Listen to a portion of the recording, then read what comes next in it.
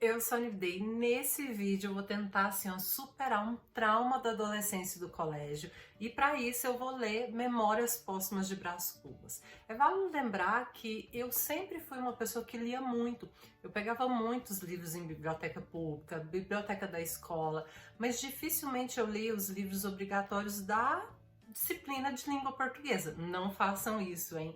Mas na época eu fazia, né? Lógico que hoje eu tenho um outro entendimento a respeito dos livros obrigatórios, mas naquela época os livros não me chamavam atenção, os livros eram difíceis, alguns eu até tentei ler e acabei desistindo. Esse livro é um deles, tipo, eu lembro que eu comecei a ler e odiei e não segui em frente. Então eu meio que tinha um trauma de clássicos por conta dessa época da adolescência. Outra coisa que é válido lembrar aqui nesse vídeo é que na minha época as leituras obrigatórias elas começavam sempre no ensino médio por conta do Enem. Então antes disso você não tinha um incentivo à leitura. Apesar de eu já ler há bastante tempo, né? Eu ler desde criança e gostar muito disso, na época da escola não. Chegava no ensino médio, primeiro, segundo e terceiro ano é que eles iam cobrar leituras obrigatórias na escola. E outra coisa interessante de falar a respeito dessa época é porque, olha, eu não vou generalizar, mas eu acho que alguns professores não liam os livros que eles mandavam os alunos ler, porque às vezes eram livros que quando eu vou olhar hoje eu falo, nossa, mas tal cena, né? Essa cena aqui, essa outra, é tão imprópria para adolescentes naquela época, né? Naquela idade. E aí eu fico pensando se os professores não liam os livros que eles indicavam ou se eles simplesmente não importavam dos adolescentes lerem, né? Aquele determinado tipo de cena, de coisas que estavam ali. Porque eu, né, na biblioteca lá da minha escola, que eu faço meio que uma curadoria, eu tenho tanta preocupação em alguns livros, né, em saber o que tem, o que não tem, o que eu acho que é certo para eles ler, o que não. E aí eu fico pensando, será que eles liam mesmo esses livros? Não sei, como eu disse, não estou generalizando. Mas ó, vamos começar esse vlog, né, de leitura e eu vou dividir o livro em 3 partes. O livro é dividido em vários capítulos, capítulos curtos, né? Inclusive, eles são todos numerados assim, mas eu vou dividir porque ele tem aqui 356 páginas, então eu acho que é bom dividir em mais ou menos cento e poucas páginas ali. Então vou dividir 3 partes de cento e pouco, e aí conforme eu for lendo, eu venho aqui falar um pouco mais a respeito para vocês.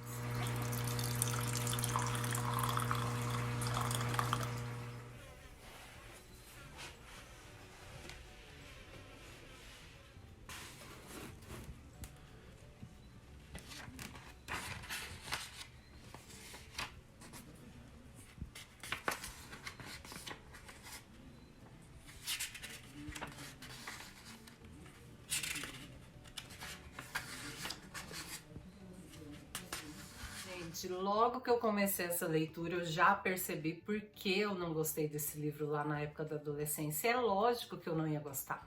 Os assuntos abordados aqui, né, o que é narrado a respeito da história, né, do protagonista, que nada disso era interessante para a Unividê lá adolescente, né, hoje com 35 anos, já com outra visão literária, mais madura também, né, vem a maturidade. E agora sim esse livro se torna interessante, mas antes não, né, a Unividê adolescente não ia achar nenhuma graça nesse livro mesmo, não ia achar nenhuma graça nessa história. E olha que eu já li outros livros clássicos assim. Quando eu fiz a abertura aqui, eu falei que eu não li os livros obrigatórios, mas eu li muitos clássicos, inclusive aquele Ana Terra, que eu amei na época. Eu lembro que eu era adolescente, fiquei encantada daquele livro, mas esse daqui não tinha coisas que me chamassem atenção. Agora, com essa visão de hoje, eu percebo, né, entendo porque que eu não gostei dessa leitura, mas que hoje em dia ela me atrai. Outra coisa aqui que me ganhou assim logo de cara é o fato dos capítulos serem bem curtos,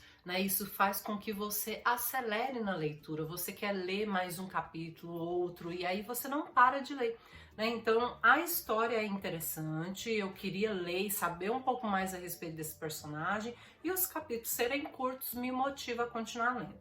Mas agora a respeito da história, vamos lá. Nesse começo é narrado que esse autor, né, quem tá escrevendo a história, ele já faleceu. Então você tem aqui, na verdade, um defunto autor. É ele que está narrando a própria história e aí ele vai narrando meio que em retrospecto, né, do momento que ele morreu para algum tempo antes aí, para você entender um pouco mais a respeito da história. A primeira informação que eu tenho aqui, né, desse personagem é que ele era um solteirão. Ele morava ali, tinha uma vida pacata, uma vida simples, sem grandes acontecimentos ali. Daí outra coisa que é narrada também é o momento dele de doença, quando ele estava de cama e que a doença meio que se apoderou dele. Ele conta também de algumas visitas que apareceram lá e você quer saber um pouco mais a respeito desses personagens que aparecem ali e como que ele morreu, né? Como que foi essa vida desse personagem, por que ele morreu um solteirão, né? Por que ele não se casou, por que ele não teve filhos. Então tudo isso faz com que você queira continuar lendo. Agora o auge que eu achei desse livro é o fato de Quincas Borda aparecer aqui. E aí tem um livro, né, Quincas Borda, e agora eu vou ter que colocar na minha lista de desejados para ler também e ver se, sei lá, né, se esse Brás Cubas ele aparece também lá.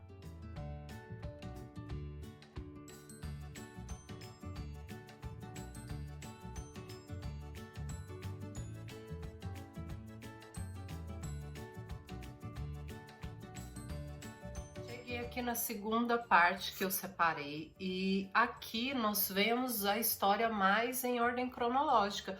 O que antes você via meio que em retrospecto, agora você vê meio que em ordem cronológica os acontecimentos. E eu acho que a história deu meio que uma desacelerada assim em relação à primeira parte. Ainda é muito boa, ainda você tem curiosidade em saber mais a respeito, né, desse personagem. Você entende um pouco mais por que ele morreu um solteirão, né? Você entende um pouco mais dessa vida amorosa dele ao longo da vida, né, dele, porque é que ele tá narrando a história depois. Mas enfim, é o que eu disse, né? Essa segunda parte eu acho que deu meio que uma desacelerada aí. Eu separei mais ou menos da página 120, né, até a página 220, 230 ali.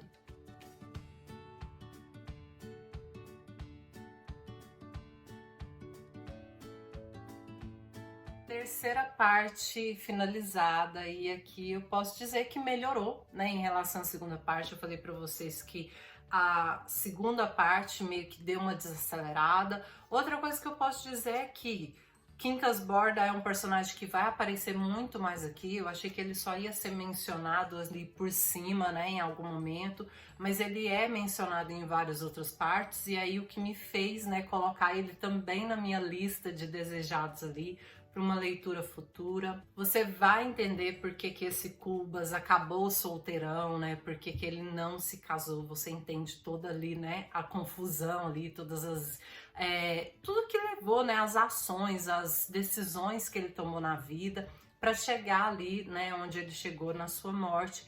Eu confesso que eu gostei muito. E aí, concluindo, né, esse projeto que era realmente ver se eu ia conseguir superar esse trauma de infância, porque como eu falei, existem alguns títulos que quando eu olho, por mais que eu lesse, né, clássicos na época, mas existem alguns títulos que eu ainda tenho aquela, sabe, aquela aversão, aquele preconceito da época da escola, né? E esse era um dos livros que eu lembro que eu tinha uma certa dificuldade em saber se eu ia gostar ou não, né? Eu não sabia muito da história, eu não procurei saber também. E quando eu comprei esse livro e resolvi fazer realmente esse desafio, eu também não procurei nada, eu falei, eu vou assim, ó, às cegas mesmo, para ver o que que vira. E eu acho que eu já falei no começo, né, na primeira parte, mas hoje eu entendo por que que esse livro não era interessante para mim naquela época. Não tinha nada que, assim, não tinha nada que despertasse curiosidade na Univide adolescente para continuar lendo, né? Claro que eu não acho que isso seja geral, né? Pode ter aí adolescentes que leram esse livro e acharam muito interessantes na época da adolescência,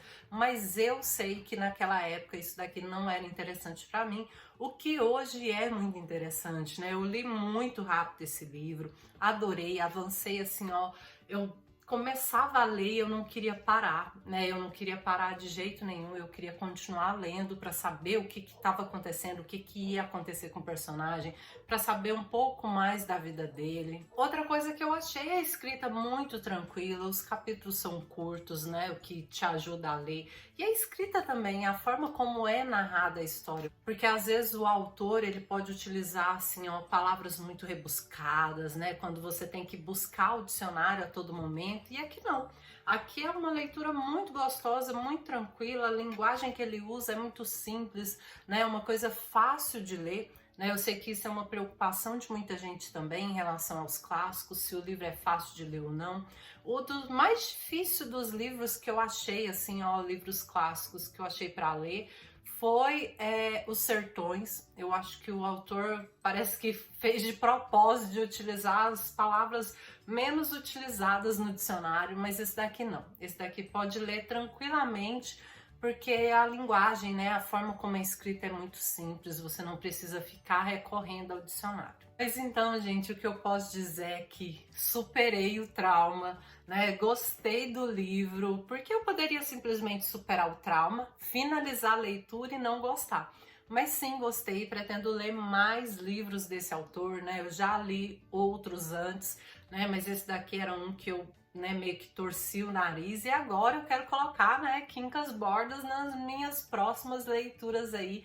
Muito em breve eu venho falar também a respeito desse livro, e eu espero muito que vocês tenham gostado de acompanhar. Inclusive deixa aí nos comentários se tem algum livro que você tem meio que um medo ou receio de ler, que acha que vai ser difícil, ou que talvez não vai gostar da leitura, seja lá, né, por que motivo for. Deixa aí nos comentários. Um beijo e até o próximo vídeo.